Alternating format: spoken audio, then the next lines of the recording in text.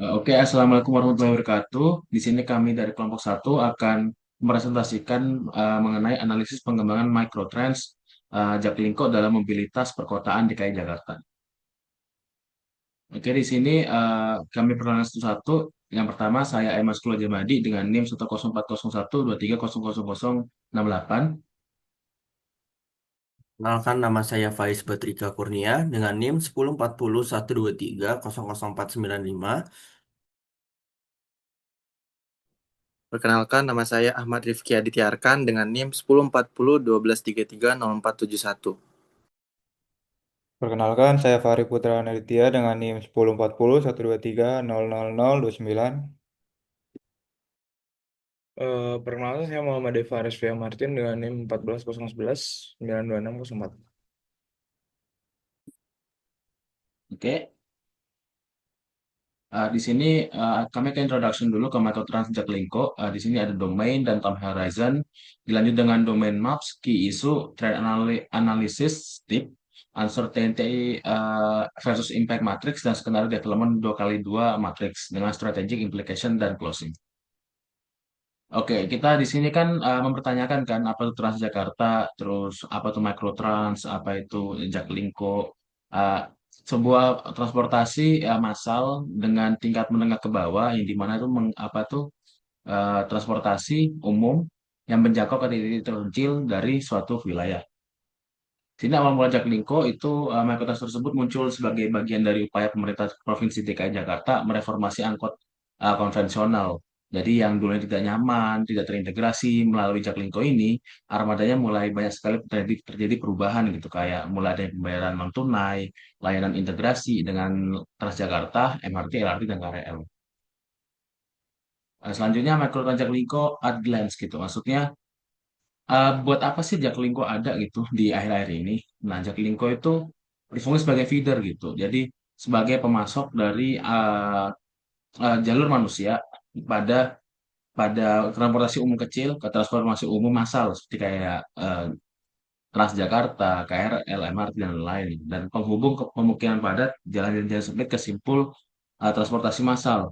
Ini yang tadi disebutkan dan mengandalkan tarif integrasi dan pembayaran non tunai. Jadi kayak kartu, QR dengan bentuk kris dan aplikasi Jaklingko.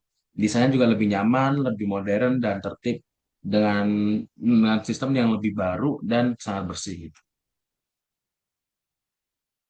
Masuk ke domain, pengembangan mikrotrans Jaklingko adalah bagian dari penting dari sistem mobilitas perkotaan di Jakarta. Layanan ini menjawab tantangan akses ke transportasi massal, kualitas layanan angkot tradisional, dan kebutuhan integrasi antar moda di kota megapolitan.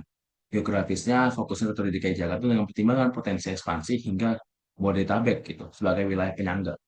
Industri transportasi publik perkotaan atau angkutan umum skalanya mikro melibatkan operator angkutan BUMD, transportasi serta sistem pembayaran digital.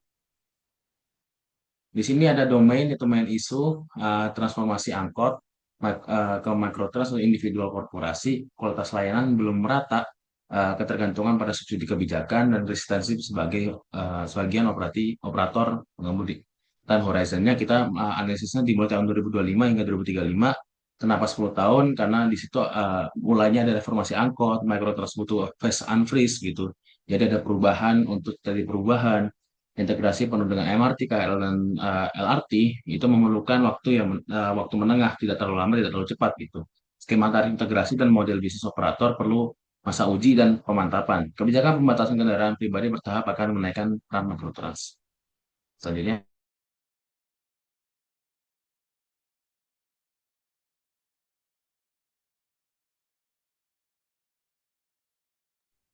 Oke, di sini ada project timeline ya.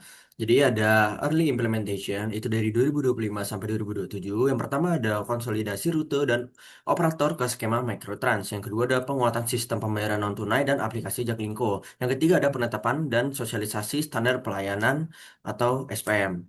Lalu dilanjut 2027 hingga 2031 capacity building and adoption. Jadi di sini ada penambahan armada dan perluasan jangkauan rute, integrasi layanan hingga wilayah penyangga seperti Bekasi, Depok, Tangerang, dan Bogor, uji coba armada rendah emisi atau listrik di beberapa rute. Dan yang terakhir adalah 2031 sampai 2035, yaitu full integration. Di sini yang pertama ada Mikrotrans menjadi bagian tak terpisahkan dari ekosistem mobilitas Jakarta. Yang kedua ada pemanfaatan data real time untuk optimasi rute, headway, dan load factor. Yang terakhir ada skema pendanaan dan subsidi lebih stabil dan berkelanjutan. Boleh di next.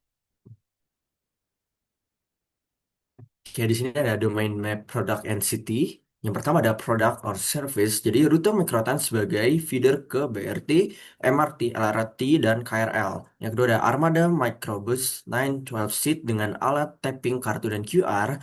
Ada one ticket system atau tarif terintegrasi dengan informasi rute dan jadwal di aplikasinya. Yang kedua ada City Context, yaitu beroperasi di permukiman padat dan kawasan komuter yang jauh dari stasiun besar. Menjadi contoh integrasi first last mile di kota besar Indonesia. Boleh di next. Selanjutnya ada Tech and HR. Di sini ada teknologi, sistem tiket dan pembayaran non-tunai, seperti ada kartu, QR, in-app, Jaklingko. Selanjutnya ada Operational Control Center untuk membantu rute headway dan load factor-nya. Dan yang terakhir ada informasi real-time posisi armada bagi penumpang. Dan yang keempat ada human resource. Yang pertama itu ada pengemudi yang dilatih service excellence dan safety driving. Yang kedua ada dispatcher atau pengawas operasional untuk menjadwalan dan koordinasi armada. Yang ketiga ada tim IT dan data analyst untuk pengembangan layanan berbasis data. Boleh di next. Di sini ada regulation and environment-nya. Jadi di sini ada regulation yaitu kebijakan tarif integrasi dan skema subsidi operasional. Yang kedua ada standar kelayakan armada dan keselamatan penumpang. Yang ketiga ada standar pelayanan minimal, kebersihan, kapasitas, waktu tunggu, serta keamanan. Yang keenam ada environment dan infrastructure. Di sini ada titik naik turun yang bertata dan terhubung dengan halte dan atau stasiun. Yang kedua ada kontribusi pada pengurangan kendaraan pribadi dan emisi. Yang ketiga ada potensi transisi ke armada rendah emisi ataupun listrik. Boleh di next. Oke, di sini kita lanjut ke key issue-nya. Bagaimana menjaga kualitas layanan Mikrotrans secara konsisten di seluruh rute. Yang kedua ada bagaimana merancang model pendanaan dan subsidi yang berkelanjutan. Yang ketiga ada sejauh mana sih operator dan pengemudi mampu bertransformasi menjadi layanan profesional. Selanjutnya ada bagaimana mendorong masyarakat benar-benar beralih dari kendaraan pribadi ke Mikrotrans plus moda massal. Yang terakhir ada apa implikasi jika kebijakan transport bergeser akibat perubahan politik. Boleh di next. Oke, di sini ada trend analysis atau STIP framework yang akan dilanjuti oleh partner saya.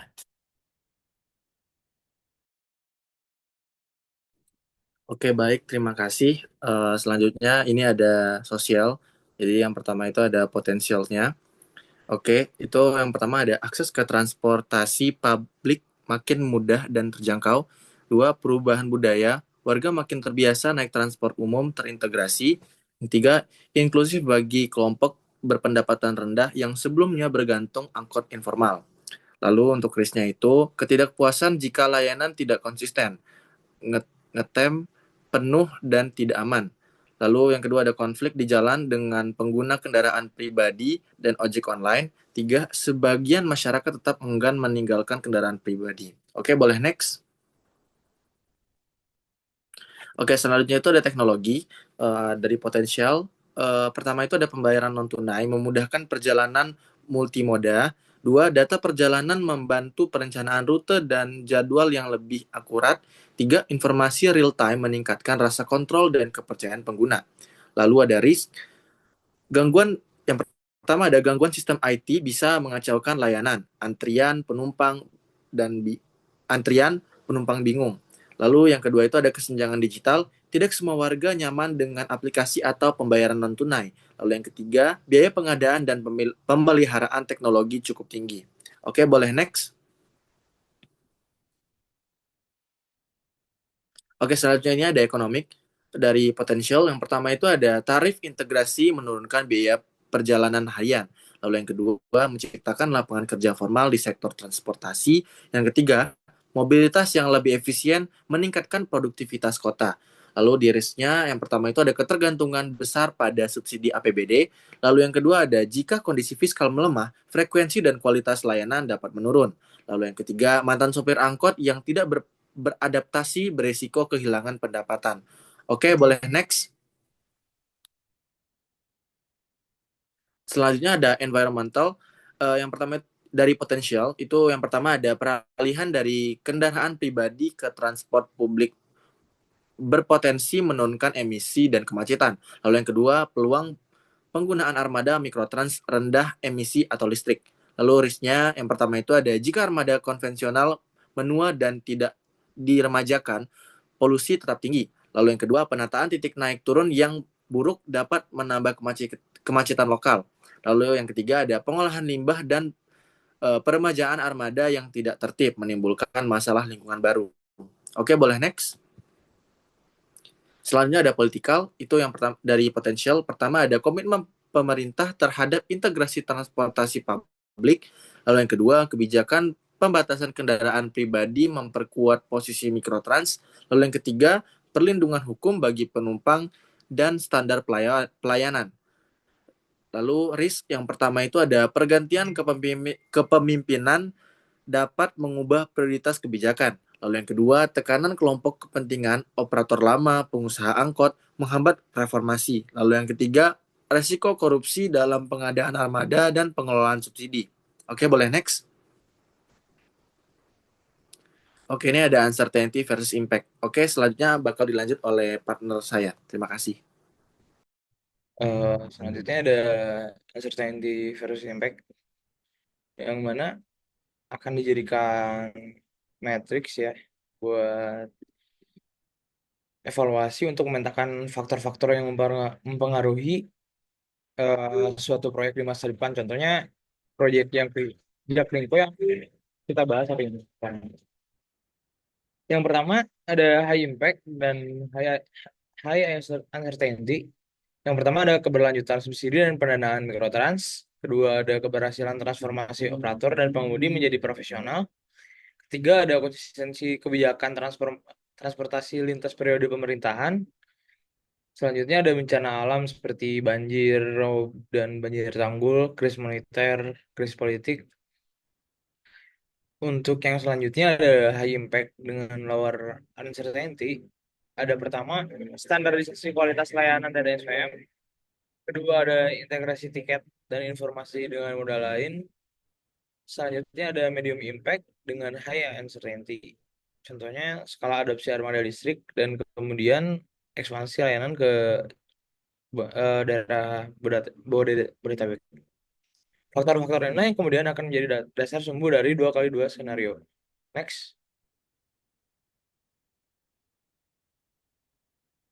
Nah, untuk 2x2 matrix untuk key axis-nya, yang pertama vertical axis. Government policy, sorry.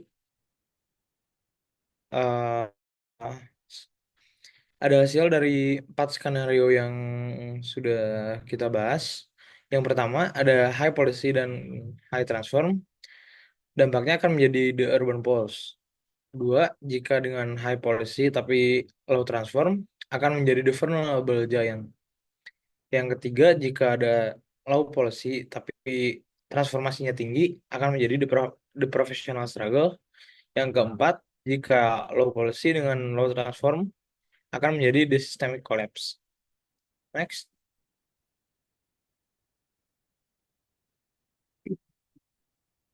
Untuk skenario pertama, the urban pulse, jika high policy support tambah high transformation, kondisinya pemerintah menjamin pendanaan jangka panjang dan membangun infrastruktur yang tahan banjir, yang mana akan menjadi tanggul kokoh.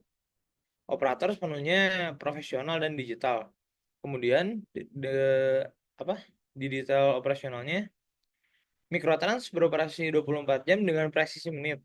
Armada listrik mendominasi dan pengemudi memiliki jenjang karir yang jelas. Hasilnya, masyarakat akan meninggalkan kendaraan pribadi karena mikrotrans sampai ke depan pintu rumah tanpa hambatan cuaca. Kemudian, untuk skenario 2, ada the professional struggle, yaitu low government support dan high operator transformation. Kondisi di mana operator sudah mandiri dan profesional, namun pendanaan dari pemerintah masih terbatas atau teralihkan. Hasilnya diversifikasi pendapatan atau non-farebox Operator harus mencari sumber dana tambahan di luar subsidi, seperti iklan digital di dalam armada atau kemitraan dengan sektor swasta. Kemudian yang kedua ada efisiensi biaya operasional yang menunda ekspansi rute baru seperti ke Bodetabek dan fokus pada memaksimalkan okupansi rute yang sudah ada. Kemudian yang ketiga adalah lebih kebijakan. Operator perlu membentuk asosiasi yang kuat untuk meyakinkan pemerintah bahwa investasi transportasi lebih murah dibanding dampak kemacetan. Kemudian ada manajemen aset ketat, yaitu memperpanjang usia pakai armada melalui perawatan mandiri yang sangat disiplin untuk menekan biaya modal. Next.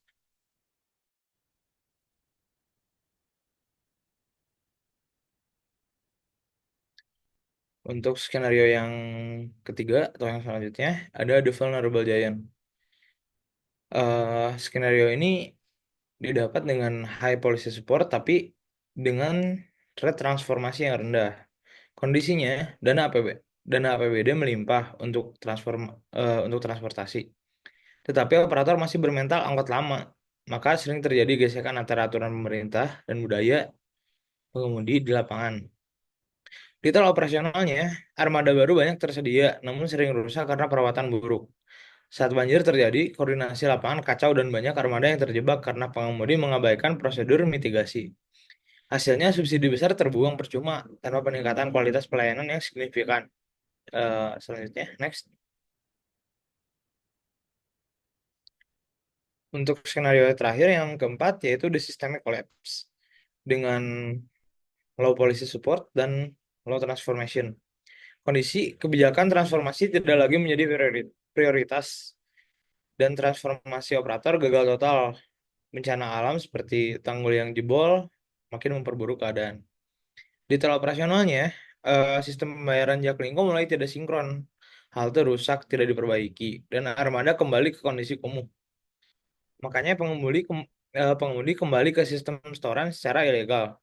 Hasilnya, Mikrotrans kehilangan kepercayaan publik. Jakarta kembali ke era kemacetan ekstrim dengan transformasi umum yang tidak manusiawi. Untuk selanjutnya akan dijelaskan oleh partner saya. Oke, boleh di next. Untuk selanjutnya itu ada strategi implementation. Oke, di sini ada high government support dan juga high operation transformation. Di sini skenario ideal di mana sistem transportasi ini berjalan sempurna dan juga profesional. Yang pertama itu ada investasi teknologi agresif, melakukan transisi penuh ke armada bus elektrik atau EV. Selanjutnya yang kedua itu optimalisasi data menggunakan big data hasil integrasi tiket untuk penentuan rute yang dinamis dan juga efisien. Yang ketiga itu ada peningkatan kesejahteraan, fokus pada retensi pengemudi melalui skema bonus kinerja, bukan hanya gaji tetapi karena operasional sudah profesional. Yang terakhir itu ketahanan infrastruktur, membangun depo dan juga titik integrasi yang memiliki sertifikasi tahan banjir atau flood-proof sebagai standar utama. Boleh next?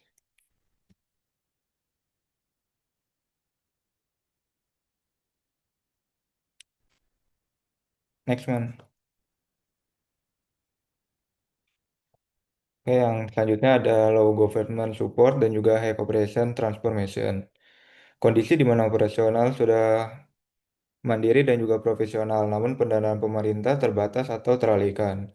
Yang pertama itu diversifikasi mendapatkan pendapatan atau non-farebox. Operator ini harus mencari sumber dana tambahan di luar subsidi seperti iklan digital di dalam armada atau kemitraan dengan sektor swasta. Yang kedua itu ada efisiensi biaya operasional, menunda ekspansi rute baru seperti daerah Jabodetabek dan juga fokus pada memaksimalkan okupansi rute yang sudah ada. Yang ketiga itu ada lobby kebijakan. Operator operator perlu membentuk asosiasi yang kuat untuk meyakinkan pemerintah bahwa investasi transportasi ini lebih mudah dibanding dampak kemacetan. Yang terakhir itu ada manajemen aset ketat, mempengaruhi usia pakai armada melalui perawatan mandiri yang sangat disiplin untuk menekankan biaya modal. Next. Oke, selanjutnya ada low government support dan juga low operation operator transformation. Dari skenario terburuk di mana dukungan hilang dan transformasi gagal ditambah risiko bencana alam.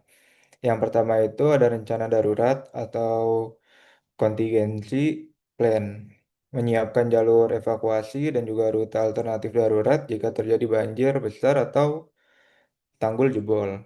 Yang kedua itu skema penyelamatan minimal. Fokus hanya pada rute-rute penyelamat yang menghubungkan pemukiman ke moda transportasi, rel utama atau MRT atau LRT agar mobilitas warga ini tidak lumpuh total. Yang ketiga itu ada restrukturisasi operator. Melakukan konsolidasi atau margin antara operator kecil yang hampir bangkrut agar tetap bisa bertahan secara kolektif. Yang terakhir itu ada narasi krisis, membangun komunikasi publik yang transparan mengenai keterbatasan layanan untuk menghindari gejolak sosial dan penumpang. Oke, next. Oke, mungkin sekian dari presentasi kita. Kurang lebihnya mohon maaf. Wassalamualaikum warahmatullahi wabarakatuh.